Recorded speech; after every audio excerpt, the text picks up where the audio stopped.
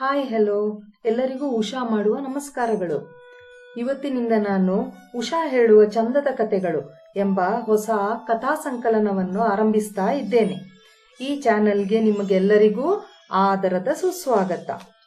ಈ ಕಥೆಗಳನ್ನು ನಾನು ಅವರಿವರಿಂದ ಕೇಳಿದ್ದೇನೆ, ಟಿವಿಯಲ್ಲಿ ನೋಡಿದ್ದೇನೆ, ಕತೆ ಪುಸ್ತಕಗಳಲ್ಲಿ ಓದಿದ್ದೇನೆ, ರೇಡಿಯೋದಲ್ಲೂ ಕೇಳಿದ್ದೇನೆ, ಈಗಂತೂ ಸೋಷಿಯಲ್ ಮೀಡಿಯಾಗಳ ಮೂಲಕ ತಿಳ್ಕೊಂಡಿದ್ದೇನೆ.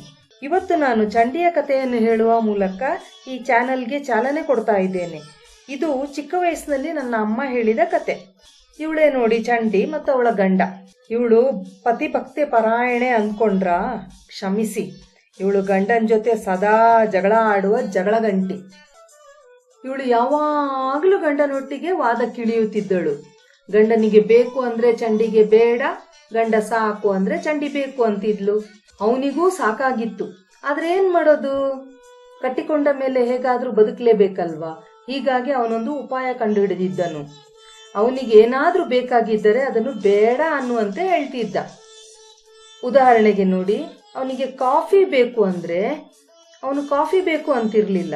ಹಾಗೇನಾದ್ರೂ ಕೇಳಿದ್ರೆ ಚಂಡಿ ಕಾಫಿ ಕೊಡ್ತಿರ್ಲಿಲ್ಲ, ಟೀ ಮಾಡಿ ಕೊಡ್ತಾ ಇದ್ಲು. ಅದಕ್ಕೆ ಗಂಡ ಕಾಫಿ ಬೇಕಂದ್ರೆ ಟೀ ಮಾಡಿ ಕೊಡು ಅಂತಿದ್ದ. ಆಗ ಅವಳು ನಾನು ಯಾಕೆ ಟೀ ಮಾಡಿ ಕೊಡ್ಲಿ, ಕಾಫಿ ಮಾಡಿ ಕೊಡ್ತೇನೆ ಅಂತ ಕಾಫಿ ಮಾಡಿ ಕೊಡ್ತಿದ್ಲು. ಹೀಗೆ ತನಗೆ ಬೇಕಾದ್ದನ್ನು ಪಡ್ಕೊಂಡ ಅವನು ಖುಷಿಯಾಗಿರ್ತಿದ್ದ, ಅವನಿಗೆ ವಿರೋಧ ಮಾಡಿದ ಅವಳು ಖುಷಿಯಾಗಿರ್ತಿದ್ಲು. ಒಂಥರ ಜೀವನ ಅಡ್ಜಸ್ಟ್ಮೆಂಟ್ ಅಲ್ಲಿ ಸುಗಮವಾಗಿ ಸಾಗ್ತಾ ಇತ್ತು. ಹೀಗಿರುವಾಗ ಚಂಡಿಯ ಮಾವನ ಅಂದ್ರೆ ಅವಳ ಗಂಡನ ತಂದೆಯ ವರ್ಷದ ತಿಥಿ ಮಾಡುವಂತಹ ಸಂದರ್ಭ ಬರ್ತದೆ. ಗಂಡ ಯೋಚನೆ ಮಾಡ್ತಾನೆ, ಇವಳನ್ನು ಕಟ್ಟಿಕೊಂಡು ತಿಥಿ ಮಾಡ್ಲಿಕ್ಕಾಗ್ತದ?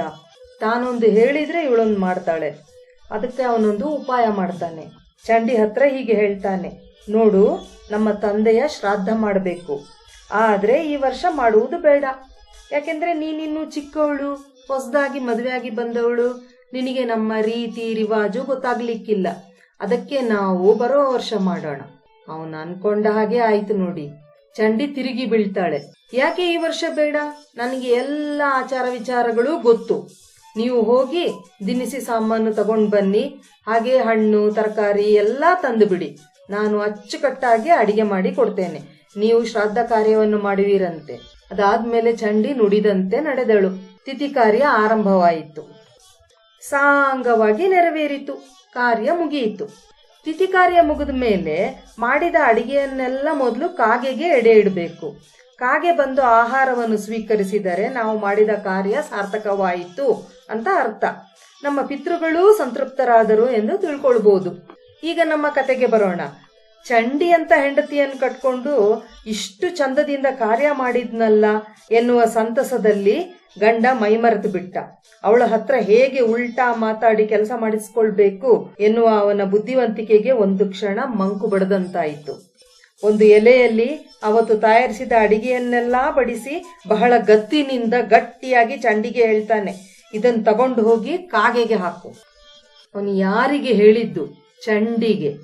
ಹೇಳಿದ ಕೆಲಸವನ್ನು ಮಾಡುವ ಮಗಳೇ ಅವಳು ತಿರುಗಿ ಬಿದ್ಲು. ಯಾಕೆ ನಾನು ಇದನ್ನು ಕಾಗೆಗೆ ಹಾಕ್ಬೇಕು? ನನ್ನ ನಾಯಿಗೆ ಹಾಕ್ತೇನೆ. ಹೀಗೆ ಮಾಡಿದ ತಿಥಿ ಅಡಿಗೆಯನ್ನು ನಾಯಿಗೆ ಹಾಕಿದಳು ಅಂತ ಹೇಳುವಲ್ಲಿ ಈ ಕತೆ ಮುಗೀತದೆ. ಕತೆ ಕೇಳಿದ ನಿಮಗೆ ಧನ್ಯವಾದಗಳು. ನನ್ನ ಈ ಪ್ರಯತ್ನವನ್ನು ಪ್ರೋತ್ಸಾಹಿಸಲು ನನ್ನ ಚಾನೆಲ್ ಅನ್ನು ಸಬ್ಸ್ಕ್ರೈಬ್ ಮಾಡಿ, ಲೈಕ್ ಮಾಡಿ, ಶೇರ್ ಮಾಡಿ ಮತ್ತು ನಿಮ್ಮ ಅನಿಸಿಕೆಗಳನ್ನು ಕಮೆಂಟ್ ಬಾಕ್ಸ್ ನಲ್ಲಿ ಹಾಕಿ. ಮುಂದೆ ಮತ್ತೊಂದು ಕಥೆಯೊಡನೆ ನಿಮ್ಮನ್ನು ಭೇಟಿಯಾಗ್ತೇನೆ. ಅಲ್ಲಿಯವರೆಗೆ ಬಾಯ್ ಬಾಯ್, ಸಿ ಯು.